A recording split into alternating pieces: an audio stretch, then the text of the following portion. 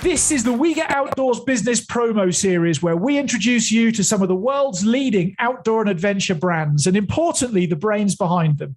Your chance to get a real behind-the-scenes look into what's currently happening and what the future is for these outdoor brands that we just know you will love. So, 6 questions, 16 minutes. Chris, are you ready? Go. Excellent. Chris, welcome to the podcast. Chris, excuse the pun and the cheekiness, but who are you and why should we care? My name is Chris Gerard. I own a small guiding company in Western Canada in the Rocky Mountains, Mason, mainly where we're based. And you should care because we are passionate about taking people into the backcountry and providing great, safe experiences that are also memorable and life-changing. We employ great local guides and are actually coming out with a new guidebook this year, shortly, about ski touring in Waterton Lakes National Park. It's a very exciting place and a very exciting time because there's a massive forest fire that ripped through there 4 years ago and provides some of the greatest tree skiing in the area. Wow, that's amazing. Now, your business is called Great White North Guides. What is there that our listeners should know about Great White North Guides?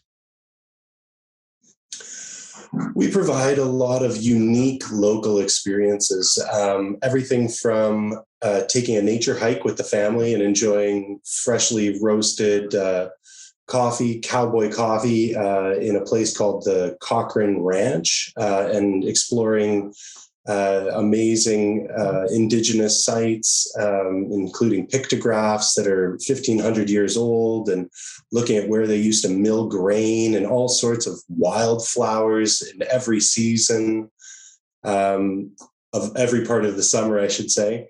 And we do everything from berry picking to exploring glaciers, and take you from the very first steps to learning how to rescue your parents and have a fantastic bonding experience rescuing your parents from a crevasse on a glacier. We also do skiing and ski touring, and anything you want to do, we're happy to help you explore and explore the mountains and be comfortable doing it as well. Super cool. Now, there's you've got competitors out there. Let's just be honest about it. There's plenty of guiding firms around. What is it that sets you at Great White North Guides apart from all of those other guiding experience firms? We really like to know who you are. I am passionate about connecting with the people.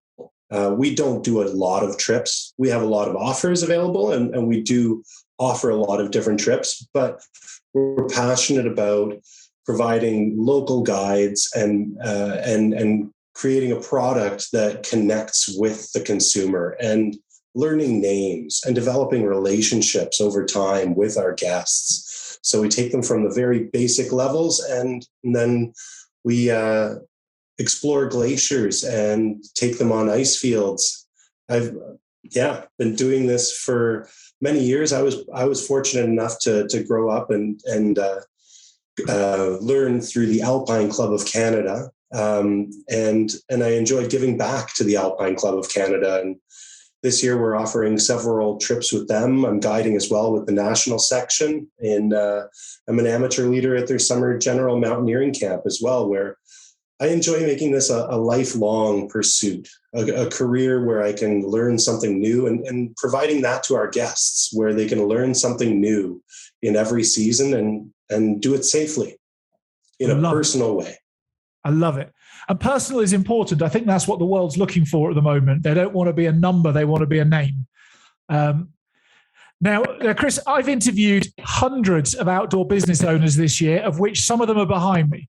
And your picture will end up behind me as well at some point in time in the next week or so. There's one thing I know about us all, and that's that we all have a big secret thing we're currently working on that we know our customers will love. So I guess what I'm saying is, spill the beans. What's coming up that's great and good from Great White North Guides that you don't currently have?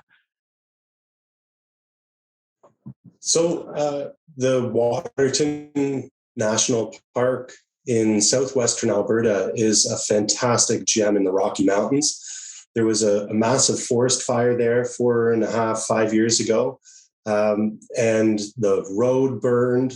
They had to do massive infrastructure project to rehabilitate the road up to Cameron Lakes. The fire just touched town as well, and town, due to amazing efforts by locals and forest firefighting crews, saved town and the historic sites. They've reinvested a lot in the infrastructure of town, and it's been my pleasure to write a guidebook about the area. I started ski touring in that area. I worked at Castle Mountain Resort, a small ski hill in that area near Pincher Creek, Alberta. And it's known for steep terrain and lots of snow and windy at times. But the wind brings tons of snow, and it grooms all the slopes for us. We call it Mother Nature groomed. And the way the ridges align with the massive forest fire that happened in the Waterton Lakes National Park provides amazing glade skiing, where you can see for kilometers, and the wind blows in fresh snow every night, and it's a fantastic ski location with great locals who are passionate about their restaurants, their hotels, and bringing a fourth season to Waterton Lakes National Park. That's it. That sounds like a mecca if you want to go and do some powder skiing or whatever else. Yeah, it's great. It's a great niche. I'm not going to try to oversell it because it's not Rogers Pass. It's not as big. There are no glaciers, but for a niche location in southwestern Alberta, where you can be there within 3 hours drive from Calgary without going over any passes, roads never close.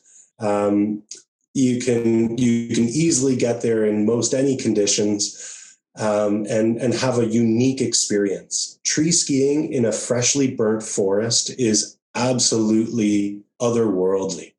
It provides a unique experience that I've been lucky enough to work for a major heli ski company for the last 7 years, and some of the most fantastic terrain that we have are these burnt forests where you can see where you're skiing. You can turn easily in the gladed forest. Tree well hazards are non-existent, and it's just glorious lap after lap. Wow. Oh, you're selling it to me. I'm going to come to Calgary and jump in a car. That's the jeepers. Right. So the next question. I've worked in the outdoor industry since the age of 16, and I'm now 46 next year. So we're pretty close to 30 years. And it would be fair to say the last 12 to 18 months has been nothing short of bonkers with COVID and everything that's been going on. All that being said, what do you think the future looks like for the outdoors and the outdoor industry as a whole? Well, the future is always uncertain, but one thing that is certain is people want to connect with nature and other people. And we are passionate about providing that unique connection to nature and seeing it change, like in Waterton, where that burn is. The summer is absolutely phenomenal. The wildflowers that are growing back and the regeneration. So I kind of think of the project, it fits in so many ways to have, after society went through this massive change, to see the regrowth of the outdoor industry. I think is a great metaphor for what we're doing as a business and what we want to provide to guests. So helping them connect with nature and reconnect with other people and develop great unique personal relationships with the outdoors and their family and new friends. Fantastic. I love it. Now, last question, and that is, what's your message from both yourself and Great White North Guides to all those people who get out in the outdoors? What do you want them to leave this conversation with?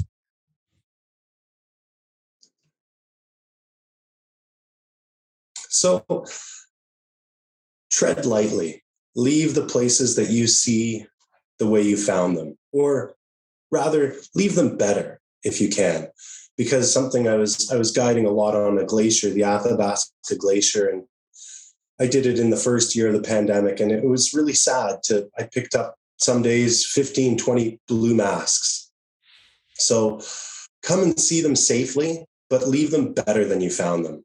Bring a plastic bag with you and help pick up after those who might have had a gust of wind blow the mask out of their hand. It's not their fault possibly, but go to a burnt forest and see it and stay on the trail, because the wildflowers are doing their part and trying to regenerate, and trampling all over them isn't the best idea.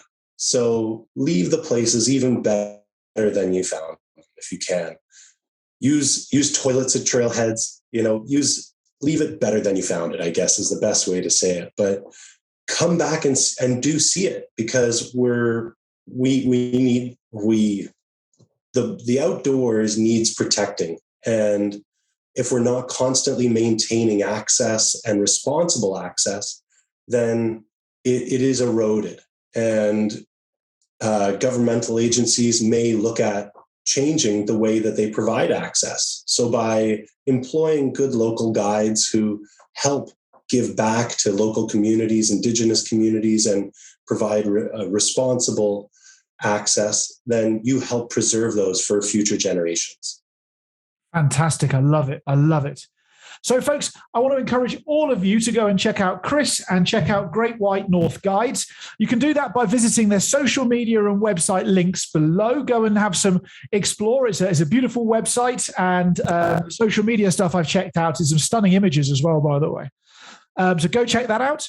Chris, I just want to thank you for your time today, and hope that the rest of 2021 into 2022 is epically successful for you and for everything Great White North Guides. Thank you so much for your time today.